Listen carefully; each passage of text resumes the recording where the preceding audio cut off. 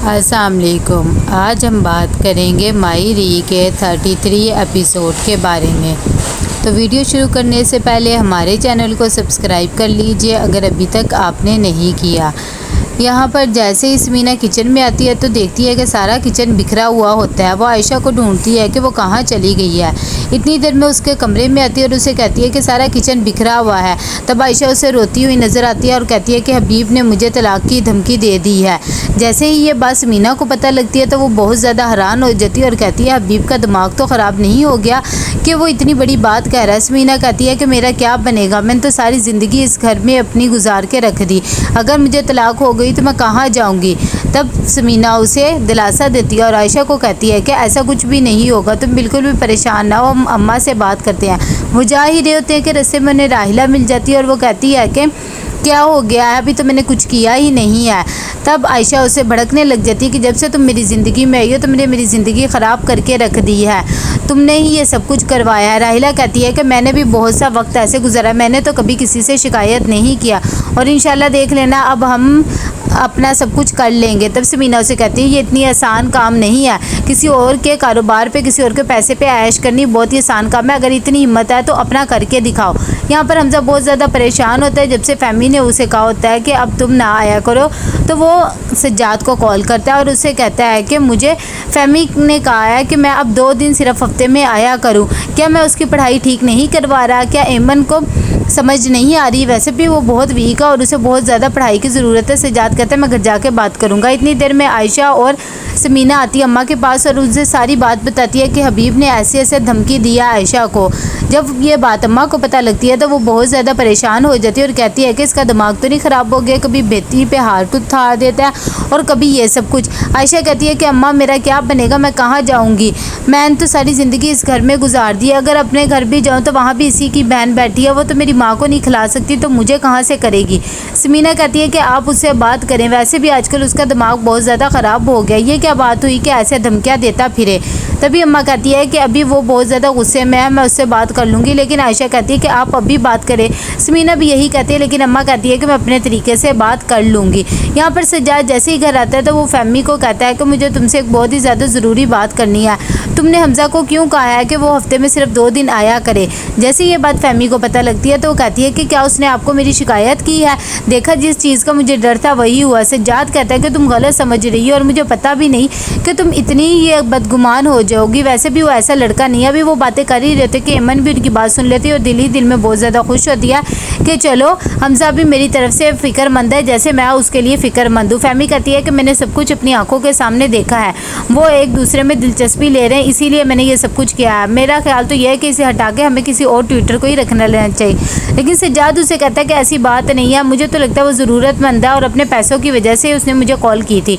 यहाँ पर हबीब बहुत ज़्यादा परेशान होता है जैसे वो कमरे में तो राहिला उसे कहती है कि परेशान होने की ज़रूरत नहीं है, वैसे भी ये सब कुछ एनी का किया हुआ नहीं है बल्कि आयशा ने ही उसकी ऐसी तरबियत की है। मैं तो आपको यही कहूँगी कि अब धमकी देने से कुछ नहीं बनता बल्कि आपको आयशा को तलाक ही दे देनी चाहिए। जब ये बात हबीब सुनता है तो वो कहता है कि ये तो मैंने सिर्फ गुस्से में कह दिया वरना हमारे ख़ानदान में ऐसा नहीं होता, मैं उसे तलाक नहीं दे सकता, अगर मैंने दी तो अम्मा मुझे बाहर खड़ा कर देगी। राहिला कहती है वैसे भी आपके ख़ानदान में बहुत कुछ हो रहा है। यहाँ पर आयशा बहुत ज़्यादा परेशान होती है। तभी उसके पास साइका और फराज आते हैं तो साइका उसे कहती है कि हमें तो पता ही नहीं था तुम पे इतना बड़ा पहाड़ टूट पड़ा, तुमने बिल्कुल भी अकेले अपने आप को नहीं समझना, मैं और ये फराज साहब तुम्हारे साथ ही है। फराज भी यही कहता है कि हबीब को तो कुछ भी अकल नहीं है, सबको तुम्हारे साथ होना चाहिए और तुम सब घर वालों से बात करो। यहाँ पर जैसी एनी आती है स्कूल से वो बहुत ज़्यादा खुश होती है क्योंकि उसके A+ ग्रेड आते हैं। वो आते ही आयशा को बताती है और कहती है अम्मा आप खुश नहीं है। तभी आयशा उसे कहती है कि किस बात की खुश हूँ, तुमने जो हरकत की उसकी वजह से तुम्हारे बाप ने मुझे तलाक की धमकी दे दी है। उसके सामने हाथ जोड़ती है और कहती है अगर तुमने फाइल्स लिया तो वो वापस कर दो वरना तुम्हारा बाप मुझे तलाक दे देगा, मेरा क्या बनेगा, मैं कहाँ पर जाऊँगी।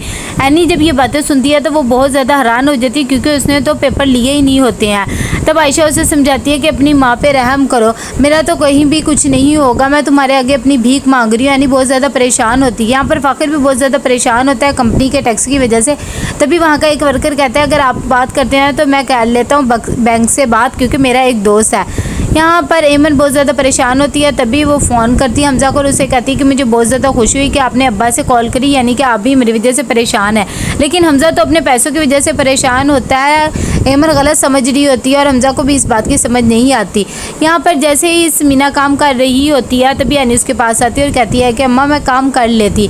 तब वो उसे कहती है चलो कोई बात नहीं, कहती नहीं मुझे हांडियाँ वगैरह बनानी आ गई हैं। साथ ही वो उसे अपने रिजल्ट के बारे में भी बताती है कि मेरे कितने अच्छे नंबर आए हैं। समीना ये बात सुनकर बहुत ज़्यादा खुश हो जाती है और कहती है चलो अब तुम्हारी पढ़ाई मुकम्मल होगी, आगे अब पढ़ाई का नाम ना लेना, वैसे भी घर के जो हालात चल रहे हैं तुम्हें समझना चाहिए और तुम्हें अपनी माँ का साथ देना चाहिए। जब ऐनी ये बात सुनती है तो वो बहुत ज़्यादा परेशान होती है क्योंकि वो बहुत ज़्यादा आगे पढ़ना चाहती है, लेकिन वो खामोश हो जाती है क्योंकि आयशा उसे इजाज़त नहीं देती, ना ही समीना। यहाँ पर राहिला किसी को कॉल करती है। जब ऐनी स्कूल में चली जाती है तो वो अपनी प्रिंसिपल को बताती है कि मुझे नहीं लगता कि मैं बहुत ज़्यादा लकी हूँ, वैसे भी मेरे घर वाले मुझे अब आगे पढ़ने नहीं देंगे, वो चाहते हैं कि मैं पढ़ाई छोड़ दूँ। ये बात जब प्रिंसिपल को पता लगती है तो वो भी बहुत ज़्यादा दुखी हो जाती है और कहती है कि तुम बहुत ही अच्छी ब्रिलियंट स्टूडेंट हो, तुम्हें अपनी पढ़ाई को कंटिन्यू रखना चाहिए। शाम को जब फ़ाखिर घर आता है तो वो देखता है कि ऐनी रो रही होती है, तो वो उसे कहता है कि आखिर क्या बात होगी। तो ऐनी कहती है कि मेरे बहुत अच्छे नंबर आए हैं, लेकिन सब ने मुझे कहा कि मैं आगे पढ़ाई नहीं कर सकती, मेरा एक पढ़ाई करने का ही तो जुनून है, प्लीज़ तुम कुछ करो, लेकिन मैंने आगे पढ़ाई करनी है और तुम जानते हो कि बड़े अब्बू भी यही चाहते थे। फ़ाखिर कहते हो तो तुम्हें किसने मना कर दिया अपनी पढ़ाई करने के लिए, तुम करना पढ़ाई। तो वो कहती है कि मुझे सब ने मना कर दिया है। तो फ़ाखिर कहता है कोई बात नहीं, मैं अभी ज़िंदा हूँ, मैं तुम्हारा साथ दूंगा। ऐनी इस बात पर खुश हो जाती है और वो कहता है तुम्हें टेंशन लेने की ज़रूरत नहीं है। अगली सुबह वो उसके साथ उसके स्कूल जाता है और उसके प्रिंसिपल के पास। तब ऐनी उसका इंट्रोडक्शन कराती है कि ये मेरे हस्बैंड है। फ़ाखिर कहता है मैं इसे आगे पढ़ाना चाहता हूँ। जैसे ये बात प्रिंसिपल को पता लगती है तो बहुत ज़्यादा खुश हो जाती है कि ऐनी तुम्हारा हस्बैंड तो बहुत ही अच्छा है।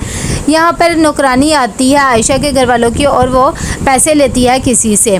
फ़ाखिर बहुत ज़्यादा परेशान होता है, उसे हिसाब किताब के बारे में कुछ भी समझ नहीं आ रही होती। इतनी देर में ऐनी आती है तो कहती है कि एक मसला ख़त्म नहीं होता, दूसरा मसला शुरू हो जाता है। फ़ाखिर कहता है कि बहुत ज़्यादा घपला हुआ है कारोबार में, मेरे तो कुछ समझ में नहीं आ रहा। तो ऐनी कहती है कि तुम फिक्र ना करो, मैं सब कुछ तुम्हारा सॉल्व कर देती हूँ। तो कैसा लगा आपको ये एपिसोड, लाइक कमेंट शेयर करके लाजमी बताइएगा। अल्लाह हाफिज़।